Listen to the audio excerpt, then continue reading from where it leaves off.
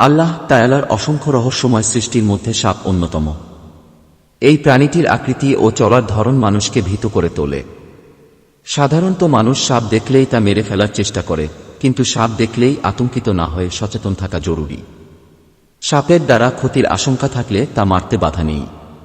বিষাক্ত প্রাণীর কামড়, আক্রমণ ও ক্ষতি থেকে বেঁচে থাকতে সতর্ক থাকতে হয়।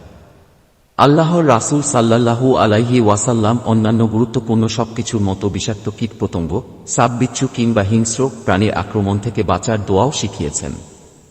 মহানবী সাল্লাল্লাহু আলাইহি ওয়াসাল্লামের শেখানো এই দোয়াটি যারা নিয়মিত সকাল বিকাল আমল করবে, আল্লাহ তাআলা তাদের বিষাক্ত পোকামাকড় ও যাবতীয় হিংস্র প্রাণীর আক্রমণ থেকে হেফাজত করবেন। আবু হুরায়রা রাদিয়াল্লাহু আনহু থেকে বর্ণিত হাদিসে আল্লাহর রাসূল সাল্লাল্লাহু আলাইহি ওয়াসাল্লাম বলেন, যে ব্যক্তি সকাল সন্ধ্যা এই দোয়া 3 বার পড়বে, আল্লাহ তাআলা তাকে সমস্ত প্রাণী, বিশেষ করে সাপ, বিচ্ছু প্রভৃতি বিষাক্ত ও কষ্টদায়ক প্রাণীর অনিষ্ট থেকে রক্ষা করবেন। তিরমিজি। দোয়াটি হল আউযু বিকালিমাতিল্লাহি তাম্মাতি মিন শাররি মা খালাক। অর্থ, আমি আল্লাহর পরিপূর্ণ কলেমার দ্বারা প্রত্যেক শয়তান, বিষাক্ত প্রাণী এবং প্রত্যেক কুদৃষ্টির অনিষ্ট থেকে আশ্রয় চাইছি। দেশের বিভিন্ন স্থানে রাসেলস ভাইপার সাপের আনাগোনা বেড়েছে। একই সঙ্গে সাধারণ মানুষের মধ্যে ছড়িয়ে পড়েছে উদ্বেগ ও আতঙ্ক। সাপটি স্বাভাবিক চরিত্রও বদলাচ্ছে। সাপের দংশনে বেশ কয়েকজনের মৃত্যুর খবর পাওয়া গেছে। রাসেলস ভাইপার সাপ বাংলাদেশে চন্দ্রবোরা বা উলুবোরা নামেও পরিচিত। প্রচলিত আছে এ সাপ দংশন করলে বেঁচে থাকার সম্ভাবনা খুবই কম।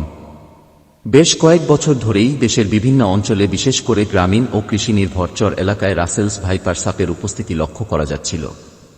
সাপকে ভয় পায় না এমন মানুষের সংখ্যা একেবারেই বিরল। কেননা এটি শুধু ভীতিকর প্রাণীই নয়, বরং প্রাণসংহারীও। প্রতি বছর অসংখ্য মানুষের প্রাণহানি ঘটে এর বিষাক্ত ছোবলে।